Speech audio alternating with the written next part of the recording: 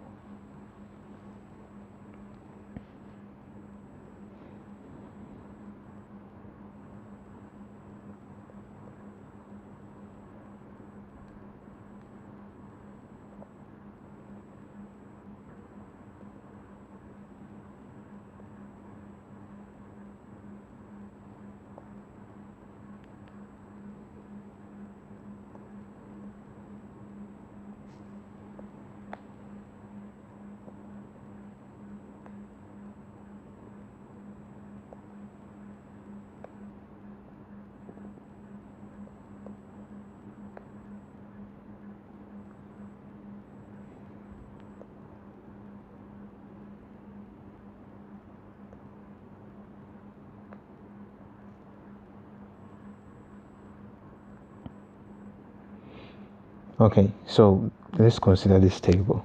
Okay, f of x equals 2x plus 3. Okay, and we are investigating the behavior of x of values of x around 4. Okay, so for our first table we have 4.5. That's if x is equal to 4.5, how will be f of x? So if you have to replace x with 4.5 into this function, we get 12. If x is 4.2, we get 11.4. 4.1 gives you 11.2. 4.01 gives you 11.02. 4.001 gives us 11.002. Okay, now you can see that as we move along the table from left to right, the value of x gets more closer to 4. Okay, I mean 4.2 is more closer to 4 than 4.5. 4.1 than 4.2. 4.01 is more closer than 4.1, and so as 4.001 being more closer to 4 than 4.01. Okay, so we can see that as we get closer to 4, you check the value of x, it's also getting closer to 11. Okay, it was 12, then reduced to 11.4, 0.2, 0.02, 0.002. Okay, so you can see that as we get closer to 4, f of x also get closer to 11. Okay, let's take our second table. For x equals 3.4, f of x is 9.8. 3.7 gives us 10.4. 3.9 gives us 10.8. 3.99 gives us 10.98. 3.999 gives us 10.998. Okay, so just as I explained for the first table, you can see that as we also move along the table from left to right, the value of x also gets more closer to 4.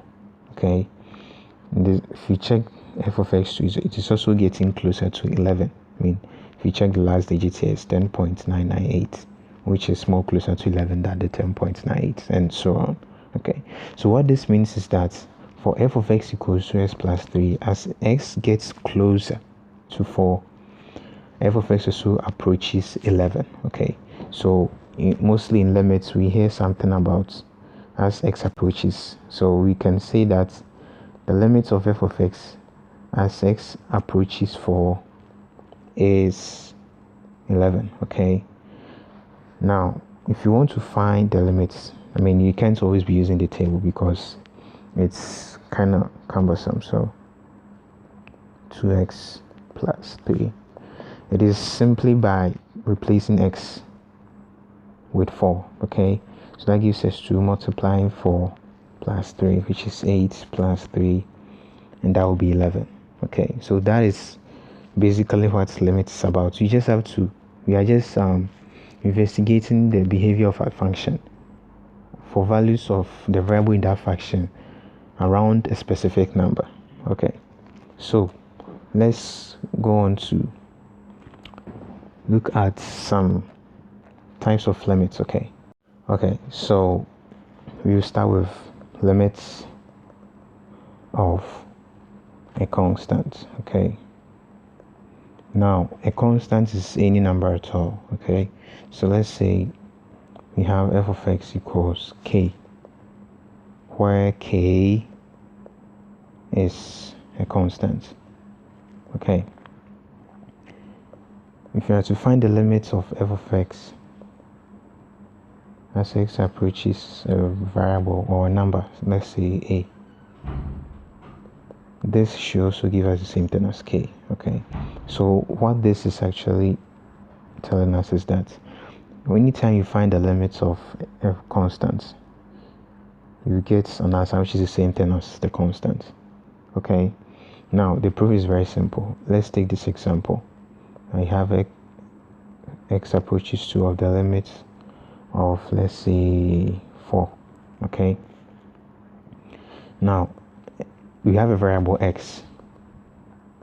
Okay, so we want to introduce that x into this 4, so it can be written as this.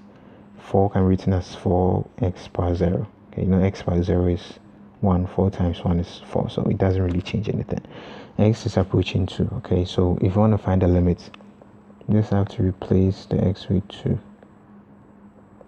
2 power 0 is 1, so you get this. Okay, so limits as x approaches a of k is equal to k, where k is a constant. Okay, so anytime you find the limit of a constant, no matter the value of x, no matter the kind of value that x is approaching or that the variable is approaching, it doesn't really matter. Your answer will still be the same as the constant. Okay, so if you have the limit of let's say limit of 4 as x approaches 5, the answer is still 4. Okay, let's move on to another type of limit, which is the limit of functions in the form of x power n, or let's say x power k. You know, we use k as a constant over here. Limit of a function in terms of x power k. Okay, so let's say you have limits as x approaches a of x power k, where k is a constant. Okay, k is a constant.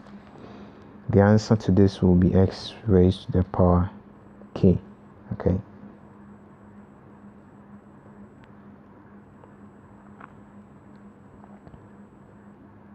the answer will be equal to, you know, it's x power k, so we are replacing x with a, so we get a raised to the power k. So for instance, if you have limits as x approaches, let's say 3 of, let's say, x cubed, the answer will be 3 power 3, which is 27. So this will be your final answer. Okay, that's all about limits of functions in this nature. Okay, the same way, if you have limits as x approaches 2 of x, let's say x power 4, and that will be 2 to the 4th power, which is 16. Okay, So our next one will be limit of x, just x. Okay, so if you have limit of x as x approaches number which is a, the answer is simply by replacing x with a over here, so the answer is just a. Okay, so if you have the limit as x approaches 2 of x, just replace x with 2, the answer will be 2.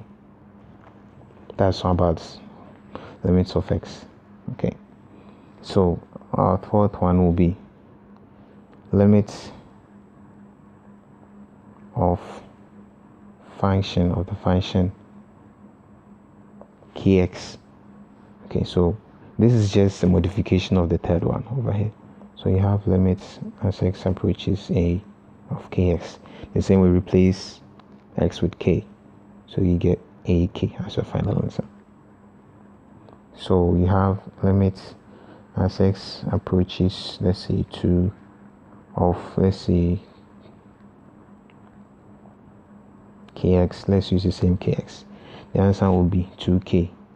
If you have limits as x approaches 4 of 2x, the answer will be 2 multiplying 2. Sorry, it's approaching 4, so multiplying 4, and that will be 8. That's all.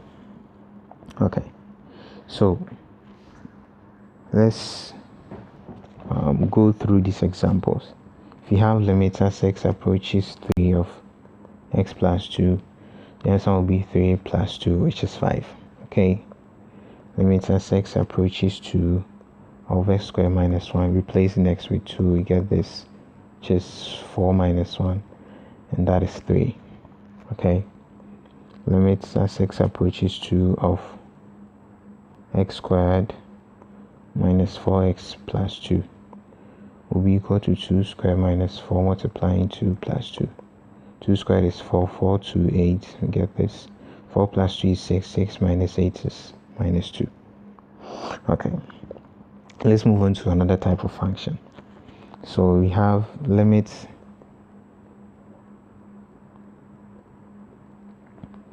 of the functions f of x multiplying g of x. Okay, so this is just like two functions multiplying each other. So if you have limits as x approaches a of f of x times g of x, the answer will just replace x with a. That will be f of a multiplying g of a, where f of x and g of x are functions in terms of x. So let's say you have limits as x approaches 2 of x plus 2 multiplying, let's say, x squared plus 1. Let's say this is f of x and then this one is for g of x. If you want to find this limit, just replace x with 2. Get 2 plus 2 multiplying 2 squared plus 1. That will be 4 multiplying 5, which is 20. Okay, that's all. That's all about limits of functions in this nature. Okay, another type, limits of rational functions. Okay, limit of rational functions.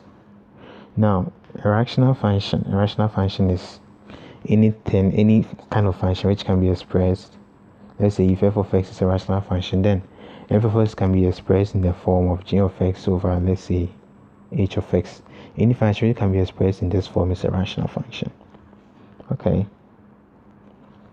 so if you have f of x to be, let's say, g of x over h of x, and you want to find the limits of f of x, let's say limit of f of x as x approaches a, because f of x is the same thing as the whole of this, you can replace it with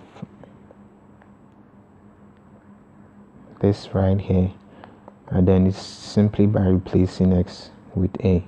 But this one comes with a condition, provided that h of a is not 0. Okay, so you can find the limits of this by just replacing x with a, provided h of a is not 0. The reason is that if h of a, which is the denominator, becomes 0, it makes the fraction indeterminate. Okay, I mean you don't have any fraction with the denominator being 0. Okay, so that's the condition. That's the condition, that h of x shouldn't be 0, or both g of x, g of a and then h of a shouldn't be 0, because if you have 0 over 0, that one too is indeterminate.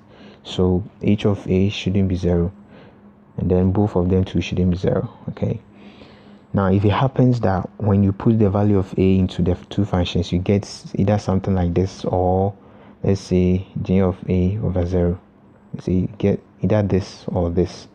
What you have to do is to simplify the rational function to its simplest form, then you proceed to find the limit. Okay, let's try some examples. Let's say you have limit as x approaches -1 of x squared minus 1 over x plus 1. Okay, if you had to proceed to find, just replace x with 1, we get -1 squared minus 1 or -1 plus 1. -1 all squared is 1, 1 minus 1 is 0, -1 plus 1 is 0. So we've gotten something like this, which doesn't exist in the real number system. Okay, so what you have to do is to simplify this rational function into its simplest form. Okay, now x squared minus 1 is the same thing as x squared minus 1 squared, and this is difference of 2 squared, so it's the same thing as x minus 1 multiplying x plus 1, that is dividing x plus 1, so they can cancel out. Okay, so x squared minus 1 all over x plus 1 will now be x minus 1. Okay, so we can write our limits as this, then just replace x with 1, then you get your final answer as -2. It's as simple as that. Okay, let's try another example. Let's say we have limits as x approaches 2 of x squared minus 4 over x minus 2. So the same, if you had to replace x with 2, you get 4 squared minus 4, 2 squared minus 4 all over 2 minus 2, which is 0 and 0. Okay, indeterminate, so we have to simplify. X squared minus 4 over x minus 2, the same thing, difference of 2 squared. The 4 is the same thing as 2 squared, so it's x minus 2 multiplying x plus 2 all over x minus 2. So they will cancel out, giving us x plus 2. So we can write this as limits as x approaches 2 of x plus 2. Replacing x with 2 gives us 2 plus 2, which is 4. Okay, so anytime you have anything in this form, you just have to simplify, break the rational function down to its simplest form. Okay, let's try about 2, 3 or 4 examples under this, then we call it a day. So we have limits as x approaches 1 of s cubed minus 1 all over x minus 1. Okay, replacing x with 1 gives us 0 and 0, so we have to simplify. Now s cubed minus 1 x minus 1, s cubed minus 1 is the same thing as x minus 1 multiplying s squared plus x plus 1. Okay, so divided by x minus 1, you cancel out. I mean, if you are to factor out x minus 1 from s cubed minus 1, this is what you get. So they will cancel out. We can rewrite our limits as this, s squared plus x plus 1, which replacing x with 1 gives us 1 squared plus 1 plus 1, and that will be 3. Okay, let's also take this example. Limit as x approaches 2 of x squared minus 7x plus 10 all on x squared minus 4. Replacing x with 2 gives us 2 squared, which is 4, 7 times 2, which is 14. 4 minus 14 is 4 minus 14 is minus 10. Minus 10 plus 10 is 0. Then 2 squared minus 2 is 0, so we get 0 over 0. Okay, so we have to simplify. Now x squared minus 4 is the same thing as x minus 2 multiplying x plus 2. Okay, so that means you should try and factor this one out to get either x minus 2 or x plus 2 from it. So x squared minus 7x plus 10. Okay, we want two factors of 10 which when added we get negative 7, but when multiplied we get positive 10. So that is definitely negative 2 and then negative 5. So we get x squared minus 2x plus minus 5x plus 10. Okay, so factoring out x, we get x minus 2 minus 5 out another x minus 2. So we get x minus 5, x minus 2.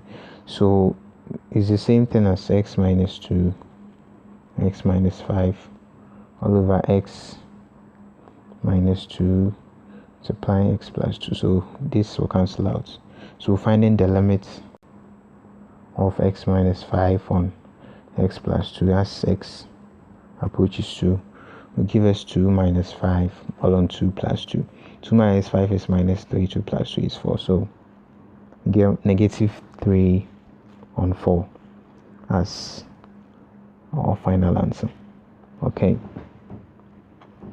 now last two examples, then we bring it to an end. We have limits as x approaches 9 of 9 minus x all over 3 minus root x. Okay, now if you have to replace x with 9, we get the same thing, 0 on 0. Okay, so we have to simplify this. Now you can't just factor anything out from here. So what I have to do is to rationalize this whole set. Okay, so 9 minus x on 3 minus root x.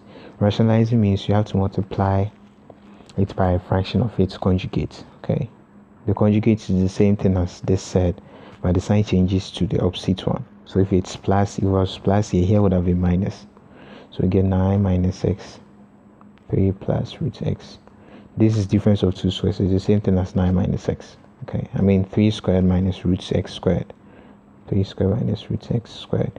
3 squared is 9, root x squared is x. So we get this. So they will cancel out, leaving us 3 plus root x. Then we find the limits as x approaches 9 of 3 plus root x. Replacing x with 9, we get 3 plus root 9, which is 3 plus 3. And that gives us 6 as our final answer. Okay, so that will be it. You have to rationalize. When it comes to sets, you have to rationalize. Okay, our last example, you have limits as x approaches 3 of 9 minus x squared all on 4 minus square roots of x squared plus 7. Okay, if you have to replace x with 3, we get 3 squared is 9 plus 7 is 16, square root of 16 is 4, 4 minus 4 gives us 0.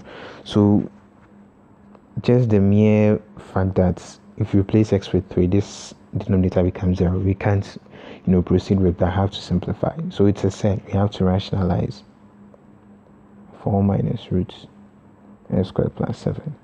So that will be 4 plus root x squared plus 7. 4 plus root x squared plus 7. So this gives us 9 minus x squared multiplying 4 plus root x squared plus 7 all over. This gives us 4 squared, which is 16 minus the whole of the square root square. So we get 16 minus the whole of x squared plus 7. So that will be 9 minus x squared multiplying 4 plus root x squared plus 7 all over. That will be, this will be 16 minus 7 minus x squared. 16 minus 7 is 9, so we get 9 minus x squared. Okay, so they'll cancel out. Now mostly when it's in a set form and then you rationalize, these two mostly cancel out. You just cancel out automatically. So it's something like that. I mean, I don't know whether it's always like that, but mostly that's how it is.